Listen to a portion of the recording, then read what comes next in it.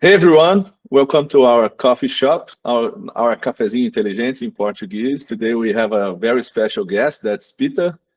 Peter has been working with my English for some time. He's going to tell something about that as well. But Peter is a very experienced professional. I'm a fan of Peter, and I'm honored to get to know him. And I want to share this experience with you. And so I'm bringing Peter here to our Cafezinho Inteligente. Peter, please let our audience know a little bit about your experience. We have so many experience that we're going to share only three experience probably here. Not going to have the time to make it, but maybe in another coffee shop. But please tell me a little bit more about yourself. Firstly, thank you very much, Renato, for inviting me to join you today. I'm just like you. I'm really honoured to be here, and I've been looking forward.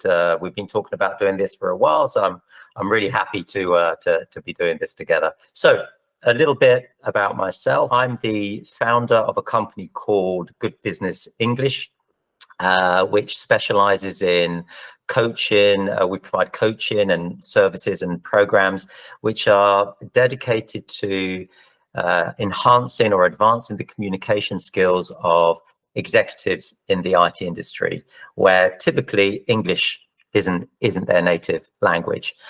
So it's typically chief execs, C-level, C-suite execs, VPs, directors, managing directors, and work with, as well as senior management across different organizations.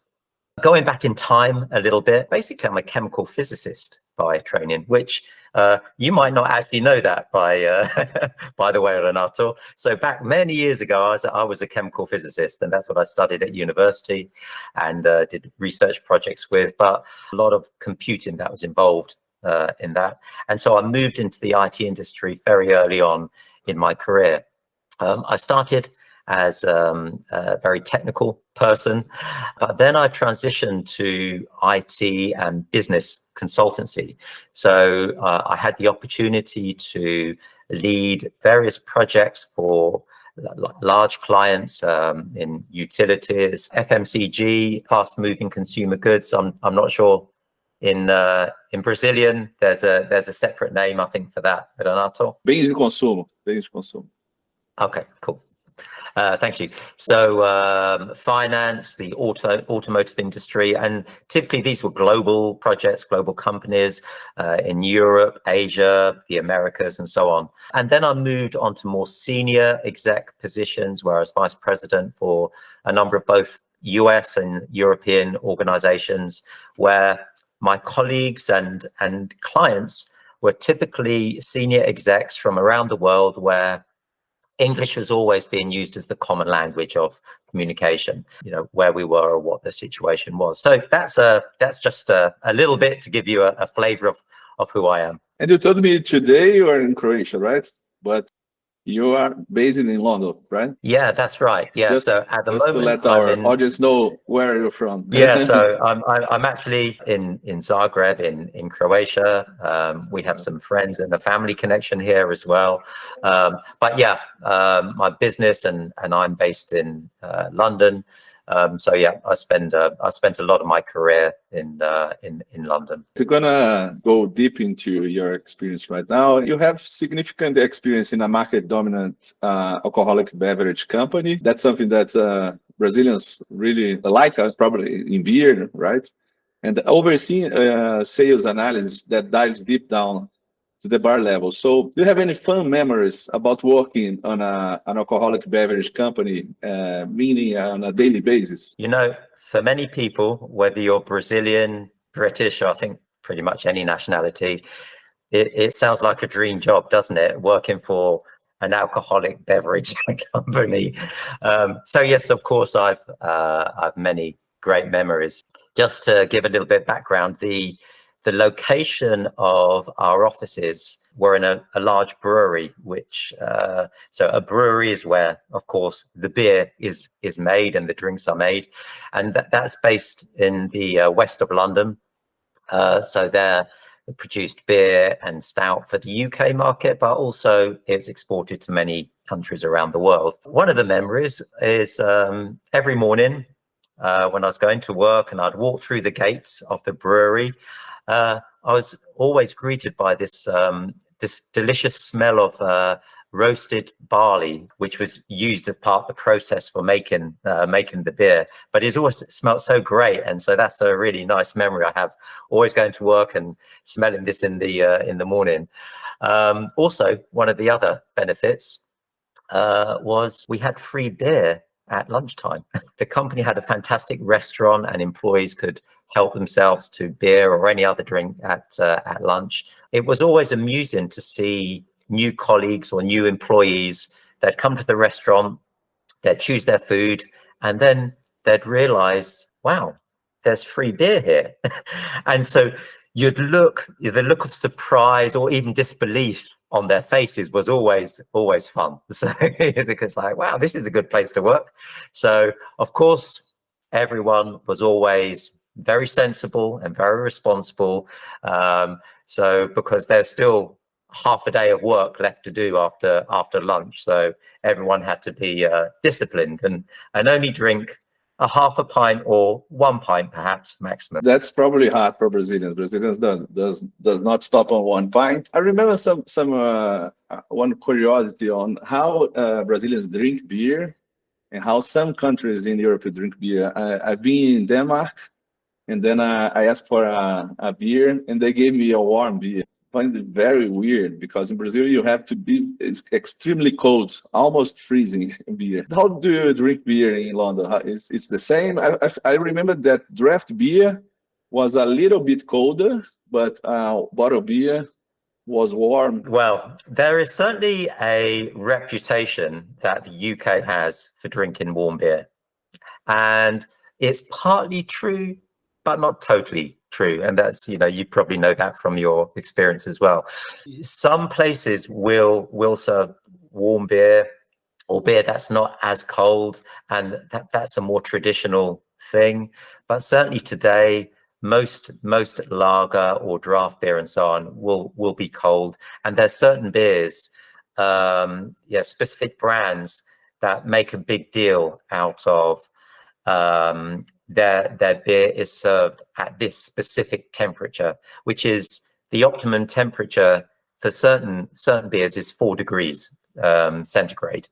That's the optimum that they go for. Let's talk about some market intelligence on experience that you had on this beverage company. How detailed the tracking system for the market was, and how it was shaping your strategy. So that's something that I was very impressed when you told me, and I never saw something so much detail. So please give us the specifics of what was this tracking system and the strategies. So, to give a little bit of background, this sales tracking is a sales tracking and forecasting system. And this is for the company is a huge multinational alcoholic beverage company. They have their headquarters in London, in the UK, and they operate in over 180 countries around the world. So they're pretty massive. And they also own many well-known brands for beer, gin, whiskey, vodka, liqueurs, wine, champagne, you name it, they do it. And most of the brands will be very familiar to people across different countries.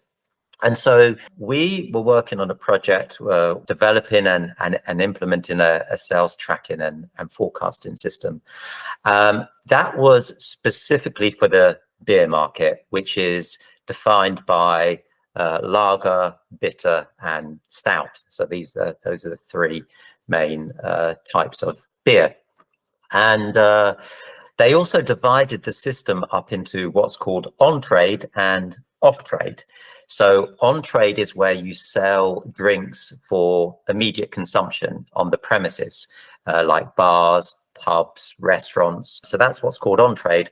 Off-trade is where the product is sold in liquor stores, supermarkets, or other places where you don't consume the drink immediately or right away. You might take it home or drink it somewhere else. The thing about this for this company is that they have a very dominant market share. It's a high volume market, it's a high value market as well. For some of their products, it was about 90% market share. And so the premise of the system was quite simple, is they are aggressively protective of their market share. They didn't want to lose, forget 1%, 0.5%, they would start getting agitated about just losing a small point of market share. So especially with the threat of any new entrants or competition. So their sales and marketing teams needed visibility on the sales volumes, the sales value, and their market share from a national level, so they could see that across the whole country, down to regional level, to local level, and even right down to a bar and pub level. They could drill down to these different levels. And what's quite interesting about all of this is that this company, their public perception or their public image of the company and their brands, it's very relaxed. They're quite a cool brands. It's very chill. They're quite entertaining in the way they do their marketing and advertising. But you work inside the company and they are laser focused on results and success. So it's a complete contrast between how the consumer and the public perceive them to really what happens behind the scenes. So that's why you can't drink beer all day, right? You have to be laser focused. This looks like you have a giant magnifying glass that you can see the market and then also the competitors, right? If the competitors start moving towards your market share, what would be the move that the company goes when the tracking systems alerts that there's a competitor here gaining some of our market share? Yeah, it's a very good question, because it's one thing having the visibility and the data, which is crucial, but it's another thing. Okay, so what do you do now with that? So this the example that I'll give here applies specifically to their on-trade business, specifically bars, pubs, restaurants. How they handled things in their off-trade business was very, very different. So let's say in the system, they saw that there's a drop in sales performance, or there was a decrease in market share in an area. That would be generated by either what's called a top-down exception report or even a bottom-up exception report. So the exception report would highlight the data, would be automatically generated and highlight the data in red. So they could see that at a regional or a local level, or even at a pub level. And so it highlighted the underperforming areas in bright red. So it's like really easy for the sales and marketing teams to see. And so the sales team that was responsible for that region that is underperforming, or they saw a drop off in performance or a decrease in their market share, the first thing they would do is to simply send a survey out. And they didn't hang about. They usually did that within about 24 hours or so. And the objective of the survey was to it covered a few areas. The first was to simply just understand what's happening on the ground. What's going on? Are their customers buying different drinks to the ones they normally buy instead of buying their products? Have the competition been doing something? Have they perhaps been promoting in that area or in that region? They basically considered it's most important to find out directly from the pub and bar owners, rather than those sales teams and those sales and marketing teams just guessing or assuming in head office what might be happening. And so only once they had the feedback and the data from those surveys could they they're then actually in a position to start making decisions and like having a plan of action. What was the target of the survey, and how was to make this target to answer the survey? What were the incentives? Just the relationship with the brand, or there's another incentives? Please give me more details about this survey. The survey was pretty standard. They kept it pretty consistent, but they know sometimes there's a bit of a reluctance. When they send the survey, they would try and include some incentives or some small incentives to encourage people to not only just answer, but answer in a timely way, because they didn't want to wait a week, 2 weeks, a month for some data. They would do things like, if you respond to this survey, they might give you some free merchandise, which is things like t-shirts or caps or branded products that they would then send to that pub for either for them or for them to give out to their customers. They'd offer like future promotions with that particular owner. They might have some like price offers on future orders. So all of these things, it depended on the situation. Sometimes it just had to be something, it didn't have to be high value, something relatively small at low cost to the company, but it would have the desired effects, and they would get a high response rate to those surveys. All right. So mostly the target was bar owners, not the consumer of the bars, right? Yeah, that's right. It was the owners of those bars, those pubs, those restaurants, the guys that were running their businesses. The survey is just the beginning, right? So after analyzing the survey, what's the next move that the company made with the insights that of the survey? Basically, formulate a plan of action. Very simply put, there were 3 main types of plan of action that they would tend to implement, and each one had a different level of investment to the company, or a different cost, but they always saw it as an investment, even though it was essentially a cost, because they were always confident they would get a return on that cost, and so they viewed it as an investment. So the first plan of action was quite simple. So plan 1, if you like, would, if there was just a slight decrease in market share, what they would do is offer a price promotion for a defined period. If they felt confident, just that one action alone would reverse the trend. And usually money does. For most consumers, when they say, that's a lot cheaper than this one, they will tend to choose it.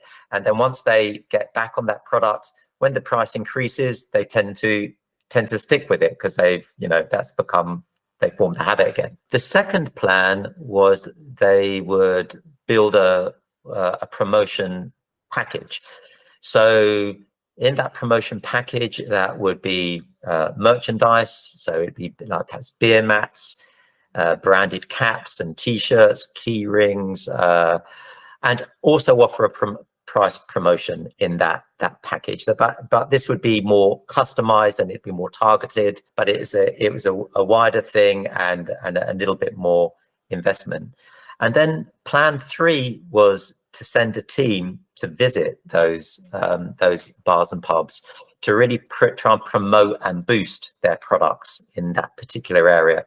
And the reason they do that, and this is the highest investment, this would be the highest cost to them, of course, is because they'd want to get a better understanding of really what's happening there. They'd want to spend some time with those owners to, also strengthen the relationship and strengthen their brand there. And also, while they're there, possibly run some promotions and mini events and so on. And everything that they learned from that experience, from when they'd send a team, they wouldn't just apply to that area. They'd take those learnings and usually apply in other areas in the future as well. So it wasn't just a one-off. They would try and learn as much as possible from that team and then apply it. So After whichever plan they implemented as a result of the survey, they would then closely monitor the impact of that over the next few weeks and the next few months. And the great thing about this is that in over 90%, I think it's 95% of the time, they had positive results in that those trends were actually reversed as a result of those actions they took, which were dictated by the surveys that they originally implemented. So it was really quite incredible. There's another thing that I found it interesting that I want to talk about how we do here in Brazil. I feel that people here do a lot of promotions without strategy. And you said something that the customer tends to stick with that price. But the way that you were doing that is like you do a promotion only where it's needed. So it's a smart promotion and it doesn't hurt the brand overall. So here in Brazil, I feel that sales is going down as a whole. So let's like do a general promotion, and you're only hurting the brand and making everyone stick with the price, because not everyone really needs a promotion to buy. Some of them is gonna pay full price. So that's one of the main benefits that I see that we could take away here in Brazil that we are not taking. So that's very interesting. I want to move on health management, that you had a major experience. You told me that you had experience with post-call in health management. And like we say here in Brazil, closing loop, or calling people to transactional calls and transactional experience to see how that experience goes. So you had this experience. I want you to tell me a little bit about the health company that you were on, and some about, and follow on these post call center interactions. So this is now, of course, a completely different industry. Moving from alcoholic beverages to health management. Actually, perhaps they are connected. So let me tell you a little bit more to give some context here. So the health market, it's as you can imagine, it's a pretty big market in the UK.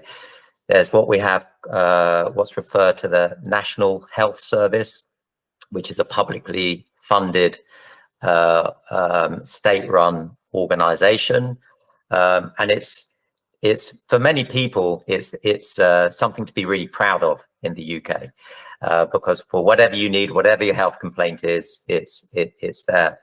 But it's not perfect, and of course it does have its problems. So there's also the private sector that runs alongside it. But what I'm talking about specifically is something called the enterprise health market, or EHM. So what this is where companies are focused on employee health and well-being initiatives and measuring the impact of them.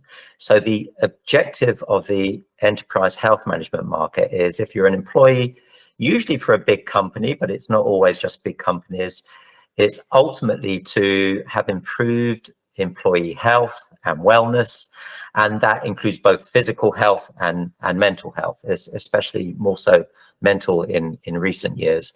And their focus is on increasing their engagement with employees. They basically want happy employees and employees that are with higher productivity, and that also not just positively affects the company and the employee, but also the bottom line, the financial bottom line has a big impact there. And I read some research recently. Employee health issues, and this is specifically in the UK, but employee health issues in the UK creates a massive financial burden of what's estimated to be about 160 billion pounds annually to the economy. So I don't know how much that is in Brazilian reais. I guess multiply by about 5 or 6, 106. It's probably over $1 trillion reais, Brazilian reais, if my maths is correct. So that's a big hit on any economy. The company that I was working for in the enterprise health management space, we had a solution offering that consisted of two main parts, and these two parts were integrated together. So the first part was a data-led technology platform that collects data and of the interactions and manages the overall process. And then the second part was a 24/7 health and medical contact center that's staffed by nurses, doctors, and medical professions. So when an employee would call the contact center, they'd be speaking to typically a nurse or a doctor. And so how does it work? Basically, if an employee was perhaps they're feeling unwell or they have a health issue, what they'd do is they would contact the medical call center. And as I said, it's 24/7. So it doesn't matter if it's in the day, morning, middle of the night, they could get in touch with the call center. And their contact was triaged. So it was directed and prioritized to typically a qualified nurse who would better understand and have a dialogue with that employee, and then issue and recommend what the best course of action is for them. So the system would record the interaction, and automatic notifications were sent out to the employee's company and their manager, and any follow-up was managed by the medical team and the client operations team as well. So that's how the service worked. And as you can imagine, when you're dealing with a wide range of health issues, everything must be done professionally and with a high degree of accuracy. So the processes and procedures that needed to be followed by the contact center could be very detailed and very complex. And so at the end of every medical case, so this is now how surveys were used by our company, because at the end of every medical case, and a medical case could last for just a day, 1 or 2 days, it could last for weeks, it could even last for months. If it's a complex medical case, it could go on, and that case would be open for months. And when the case was closed, the employee was sent a survey, and the survey was there to, number one, assess their overall experience. Number two, what parts of the process they may have found confusing or problematic for them.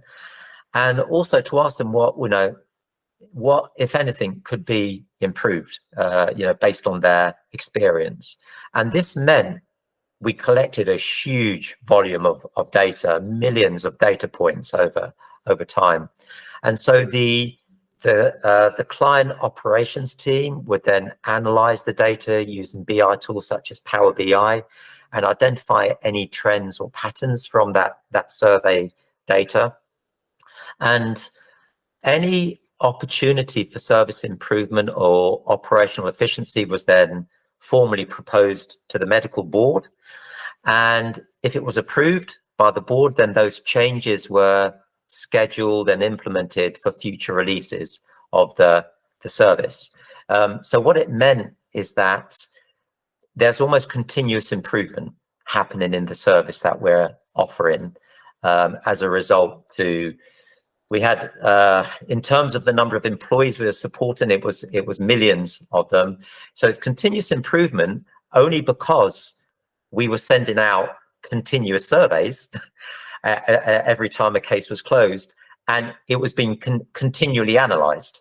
So nothing ever stood still. It was always evolving, always changing, always improving. And that for our company was fundamental, because things do change in the market continuously. So you need to be respond and even sometimes be ahead of those if you can be proactive. I have been working in the health sector for 15 years too. So the UK is a reference here for Brazil for many products that our healthcare customers are doing, are selling, and we tend to study the UK a lot. So that's very interesting for them. Something that you said that is also interesting that we can compare here for some data that I have here in Brazil.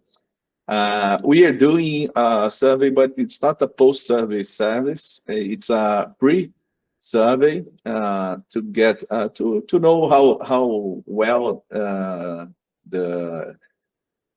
customers are in some healthcare plans here in Brazil. It's like a health profile that you can interview to know if he's in a treatment, if the woman is pregnant, if you have some kind of pain. So two things that we saw that is very interesting about the mental problems is that we saw a general survey in the US that the US has 52% of people in burnout. They are in stress burnout. And we made this survey here in Brazil, and the market in general is 72%. And the in company that because it's big companies, probably they are more stressed out. And in big companies, we see numbers like in 85% burnout. Probably we have an economical crisis that never ends here in Brazil, and that's making people very stressed out. So we measure in this number. I'm saying burnout is pre-burnout, burnout, or post-burnout. That people is having like heavy mental issues there. So that's one number that we found interesting. And we see an increase of labor medicine that we say in Brazil. Labor medicine issues. I don't know if it's the same that you say there. You have like neck pain, you have like hand pain, you have elbow or the back related to being sit down for a long time.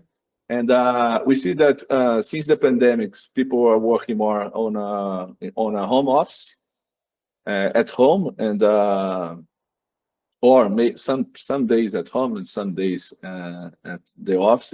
And the days they are at home, the more days they are at home, the more pain they are having with labor medicine issues as well. So these companies that we are helping them to work on this matter, they are doing some telemedicine with a professional to check the environment that they have at home and sending them chairs and desks and other stuff that can help them with that. So that's something we saw here in Brazil as well. Do you have any other insights that you could get on these surveys with these customers that led to some improvement on the process or some innovation? One of the insights that we gathered from those surveys, and there were many, but one of them, which when you were talking about those different like health conditions, back pain and neck pain and so on, was the client operations team observed that for certain medical conditions, such as what we refer to as musculoskeletal. So that includes all these different, back pain, neck pain, arm, wrist, and legs, and so on. The process was that the nurses would refer the employee directly to a specialist, and the problem here was that the specialists had very long waiting lists, which meant that any intervention for the employee took a very long time, which was bad for the employee because they're waiting and they're in pain, and it's bad for the company as well. And this was really revealed in the survey data, because what they did was then consider changing the procedure. So the employee, instead of being directly referred to a specialist, first they would have an appointment with the company's occupational health team, who were located on site on the company's premises. And then If necessary, they would then refer that employee to a specialist. So the first people that would see them would be the occupational health team. And by doing this one simple change, this cut the duration of the end-to-end process by more than 80%, which, as you can imagine, then led to significant financial savings because they didn't have the costs of those specialists, and the employee was, the interventions they took then meant that the employee returned to work quicker, and their issues were solved. There was an insight as well that we had that I remember. It's a minor insight, a minor change that we saw that truck drivers here of a company that that they were subject to interview of our health profile. They tend to have the window open, and they were deaf on the left ear because of that, because of all of that wind. So we had like, I thought it was like 200 answers, 2,000 answers that we had. And probably 80% of them were deaf, had some degree of deaf on the left ear. And so it was like a very, very cheap action to do is just give them earplugs to use when they are driving. You have to convince them, but mostly are already deaf, but you have to get the younger ones to put on the ear. So you have a lot of opportunities to save money, but it's been very hard here in Brazil to how the company could show the customer, the company that hires the company, to show them how show them the results, or that's not that's something of faith that I believe that's working, and you don't need to show me the numbers, or do you have to show some numbers? I have savings in about 10% for 20%. How do you show savings in health promotion like that? Health management and health. I say health promotion because what you're doing is much more than health promotion. It's health management. Here in Brazil, most healthcare plans do health promotion actions that are not very well connected, and doesn't have like a management behind that. It's just some communication and overall communication. And we are trying to change that with this health profile, and you can see some groups, you can see everyone, you can see some groups, just like you said on the beverage company, that you have some magnifying glass that you can go to one person and try to change their health, but it's not as professional as you said. So tell me about the numbers, about the results. How do you evidence? What do you show your the customer, the company that is the customer that's working? That's a very important point you raise, and to be honest with you, whenever any organization or any company was considering investing in this type of solution, it would be one of the first things they would ask. It's like, okay, so where's the return on the investment? We want to do this because we can see and feel the benefit for the company, and there's obvious benefits for our employees. And in fact, our employees would love to have something like this because it shows that the company's caring for them, they're looking after their health, they're like investing in that respect. So this is all great, this is all wonderful, it's all positive, but this is quite a serious investment. What does it really mean? You know, how do the dollars stack up? And we would typically, before a customer would commit, we'd run like a pilot or a trial, and produce a return on investment for them to demonstrate how that could work.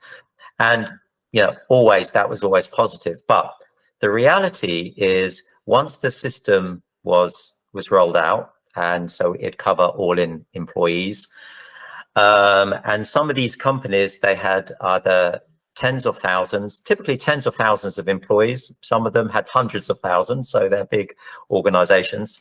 They would then want to, the platform, which contained all the data, provided a standard suite of reports that the customer could go and access anytime they wanted. Typically, it would be the HR like part of the company that they'd be quite a big user, but then there'd be other operational parts of that company as well that would have access. And so this was just a standard suite of reports, that there were standard reports, and within those reports they could analyze the data pretty much any way that they wanted. And then on top of that, there were some companies that, as well as those, they wanted custom reports so that they could really focus in on very specific areas that were important to them. So we would develop those reports that were specific to that customer. One set of reports going beyond the health and wellness side were just purely the numbers and specifically the financial side of it.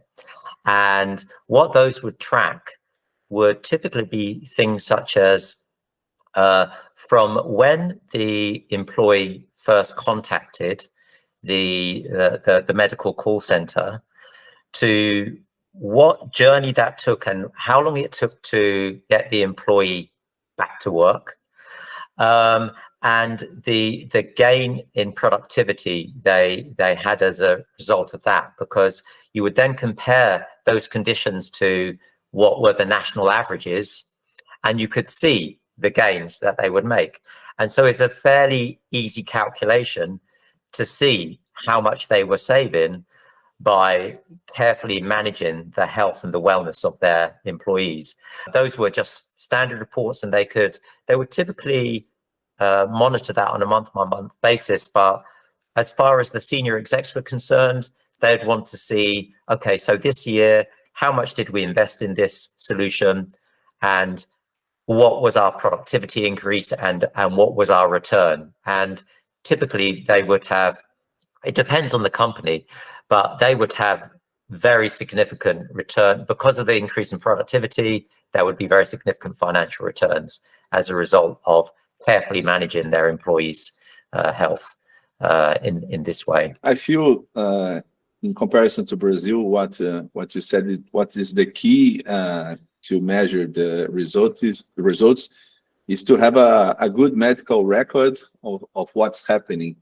And what we see in the healthcare plans here in Brazil, the companies, they have a lot of financial records, but they don't really know what's happening with their customer. They know that he's doing that exam, he's doing some consultations, he's going to the hospital, but don't really know why he's going to the hospital, because it's all financial records. You're being treated by third party. Even though some of the healthcare companies have their own services, I think they have a mentality of a healthcare company, and they only record the financial records that they need to build providers. They have to build the customers on some participation on the cost. So I guess that's the main key. The key focus is to have they call it in Brazil, these medical records, they have to have a centralized digital medical record here in Brazil, because you have there's one in the hospital, there is another one in the clinic that he went, the other one is the laboratory, and you don't have it centralized in just one. Probably it's easy if you are just in touch with the customer doing his health management. So I think the service itself is key, and the medical record data is key, right? That's very true, because the company's taken responsibility for their employees' health and they're providing the service to them, then they get the complete view of what's going on, from end to end, and they're proactively managing and supporting that employee. So as I say, it's a feel-good factor for the employee, know that their company is looking after them and taking care of everything. And there's clear benefit for the for the company as well, because sometimes you'd have situations where prior to using a system like this or a solution like this, you would have employees that go on long-term sickness, and that would be typically for months or even sometimes years. And because it wasn't being managed properly, the company was still paying for those people on that long-term sickness.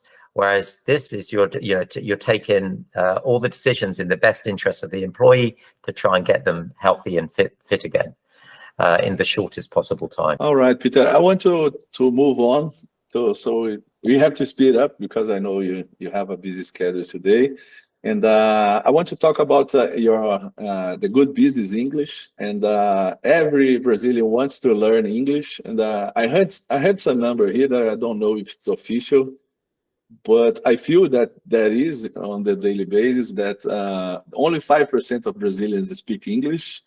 And they said that we have the most English school and courses in the world. So that's not working at all. And also we have everyone has English classes in the school, whoever is studying as a young person.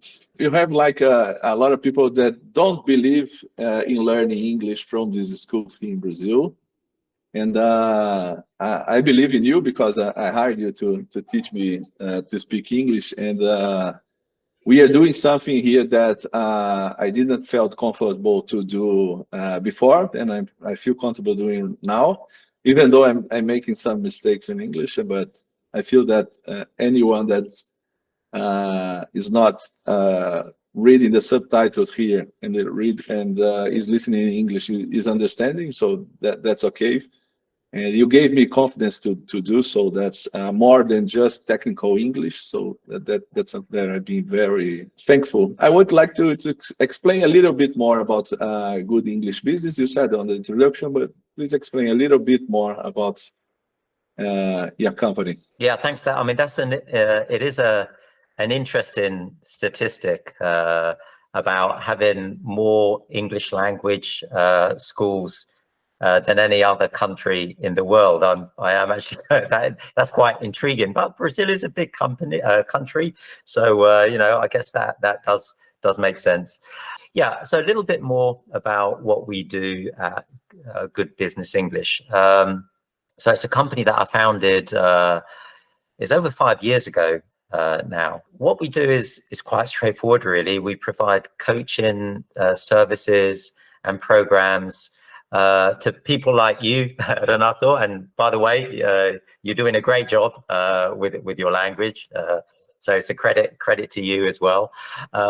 But these programs are dedicated to enhancing the communication skills for primarily senior execs in the IT industry, because that's my background. I've worked for many years in the IT industry, and it's where English may not be that executive's native language. So we focus on intermediate and advanced levels, typically where those execs they need to use English in their work life and a day-to-day basis. And we offer tailor-made programs that cover a range of different business scenarios. So it might be for meetings, presentations, negotiation, leadership skills, and so on. So basically our mission is to empower those executives with the communication skills and also the cultural insights that they need to operate and be effective in the global business world, and do that as effectively as possible. They can therefore be more impactful in their communication, and most importantly, a point you made is confident in what they're communicating, because sometimes the clients I work with, their English may be absolutely fine, but they lack the confidence. But when they gain the confidence and understand that how to use and how to communicate in English effectively, the whole game changes completely, and they end up being almost like a different person. So that's basically what we do as a company. There's some people that do some English courses here in Brazil. People that goes I'm going to work on Disney or somewhere in the US for 1 year, and then comes back talking English. Most people do. Some of them don't. Some of them just go to the US and only talk Portuguese to other Brazilians, and it doesn't learn anything. Go to the comfortable zone of doing that. I did it. I went on a different path here. It's the first time that I'm, besides school, that's not worth for anything. It's the first time that I'm doing some kind of English classes is with you, because I was like self-taught. I started trying to read books with the dictionary on my side. I was trying to see movies without subtitles. At first with English subtitles, and then I tried to with Portuguese subtitles, without subtitles at all. I mean, I don't think it's the easy path to go. Since you have a lot of international students, I would like to ask you, Brazilians like to know how they are seen about someone that's outside of Brazil. So I'd like to ask you if you notice any difference between Brazilian students and your other international students. That's a very interesting question, Renato. Yeah, there are different. I mean, I work a lot of my clients I work with are from Brazil, and they're typically working for sort of like well-known IT companies. That's one of the things I really like about working with those guys, is they're just full of energy and full of ideas, and they have that drive and that passion, and you really see that. It's an interesting comparison, because as well as having clients in Brazil, I have many clients in Europe, across different European countries, Middle East, Asia, and so on. And there are, just like you point out, you can imagine there are some quite significant differences between how people learn and how they communicate, and some of those are cultural. Some of them are based on just what their education system produces and what their expectations are. So there's a huge diversity, and you do see these like quite sometimes even nuanced differences in communication styles. So I would say with my clients from Brazil in particular, I would say they tend to be quite vibrant and quite energetic in their communication style. They are more collaborative in how they approach things, and if they don't understand something, they're looking, okay, well, how can we do this, and looking for different ways to explore it. There's not always just one right answer. So I kind of like that more collaborative style. And you can really see what you associate, certainly people from the UK, what they associate with Brazil as a country. You can feel this like cultural richness that comes through. It's quite warm interaction, and it's very much focused on relationship building.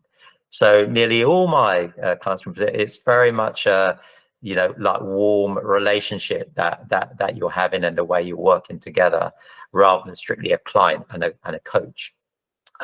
Whereas some clients from other countries, some Asian countries, it's very strict. You're the coach, I'm the client, and it's much harder to develop the relationship. It takes a lot longer to develop a relationship. So you've got to be more patient and more understanding, because that's something that's more cultural. So that's a really fantastic thing about working with clients in Brazil. Generally, a lot of the clients I work with in Brazil are actually quite positive, and they're quite confident about themselves and how they interact with when they're doing business with people from other countries. I mean, regardless of the cultural background, it's something I always enjoy working with my clients in Brazil. It's always something I enjoy, and I feel quite privileged that I'm able to do that. Do you feel that Brazilians are have more extroversion than introversion in comparison to the other students, but especially Asian students? If you're wanting to compare extroverts and introverts, yeah, Brazilians would be they are leaning more towards being extroverts. Everything's a little bit more relaxed. It's a bit more easy going, and I think that comes from usually there's like a sense of confidence behind what they're doing. I don't know if you share the same opinion, but I see that when I have some friends in Brazil that they are more introvert as well. Not everyone here is extrovert, but I don't know if you share the same opinion I have, that I see that some friends that are trying to learn English, they are kind of introvert and ashamed to say something wrong. They don't try it out, and I think that's something that makes it hard to learn English, right? If by nature you are introverted, learning a language and becoming proficient and advancing your language skills is a lot tougher. So to be honest, most of the clients we work with are, they're senior management or C-level execs who are successful in their career, and certainly in Brazil, they tend to be more extrovert by nature and because of the position they're in. So that's true to say. But for people who are more introverted, like I said, it is more of a challenge. I think the key point here is confidence. Those introverts having the confidence to express themselves and overcoming. Typically what they describe to me is they have like a fear or an embarrassment. They feel embarrassed that they're going to make mistakes in front of their colleagues or in front of a customer, and how they might express themselves. So because of that fear, they tend to, stay more introverted or just minimize the level in which they communicate. And what I tend to try and explain to them is that don't worry about making mistakes. It's okay to make mistakes. The most important thing is communicating. Whatever your message is communicating your message. Your message, even if it has some mistakes. And so someone who communicates a lot and makes a few mistakes is much more likely to develop their confidence and their skills than a person who communicates very little because they're afraid of making mistakes. And once they understand that and accept that, everything starts becoming a lot easier. And in the sessions that we have, I say, look, you're making mistakes. This one is so minor, but I'll tell you and we'll correct it and they'll learn it. Even a major mistake, we work on it. And once they start realizing that actually they don't make as many mistakes, and once they understand where their mistakes are and they can do something about them, then they start building up their confidence and things start turning around. So it's actually a really cool experience to see from the first session we have together, and then over time, the shift in how, especially an introvert can actually change. Peter, we are running out of time. I know that you have to go in a few minutes, so I'm going to try to. I have a lot of questions, but I'm trying to resume in 2 questions, right? Okay, that's okay. If that's okay. What I feel that's very important learning English at first is that most relevant information is in English at first or in English only. So that's something that I was thinking about when I wanted to learn English in the early days. And today, the reason that I'm working with you, my English, business English in specific, is I don't want to be another Brazilian complaining about the economy here. I want to make my company international and stop going with this Brazilian economy bad flow at these days. So That's my main objective, and I feel that a lot of Brazilians should do the same. I want to know, how do you shape your this company? How you shaped your programs, and how do you work on your quality control to see that the objectives are that you're reaching the goals with your students? Okay, there's a lot of questions in there, Renato. So I'll try and do my best to answer this with the remaining time we have. So to start off with, when I originally had the idea for the company, and I believed that I had identified a gap in the market, that there's a clear need from working with all these different global companies and executives from different countries who were my colleagues and clients and so on, and English was their second language. So I was surrounded by this all the time, and that's why I thought I spotted an opportunity.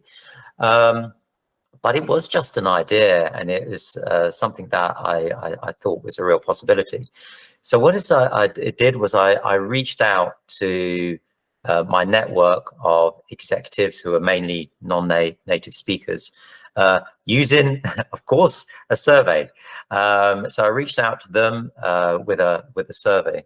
Then I used those surveys to better understand what are the real needs, how do they see things, and test those against my ideas and see how well these two things matched up.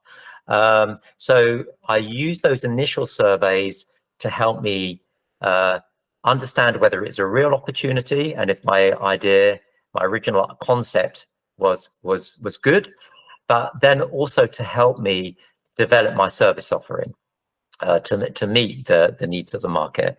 So the surveys would cover things such as, what are those senior execs' priorities, and what are their main focus areas when they're communicating in English in a business environment. For them, what's been effective for them in the past, what's worked for them in the past, and what techniques and methods did they use to actually advance and improve, and all of these things that fed into the developing the initial program, which would then meet the needs of other executives and the opportunity of the market. So that was right at the beginning, how the company and the program was developed and how it evolved.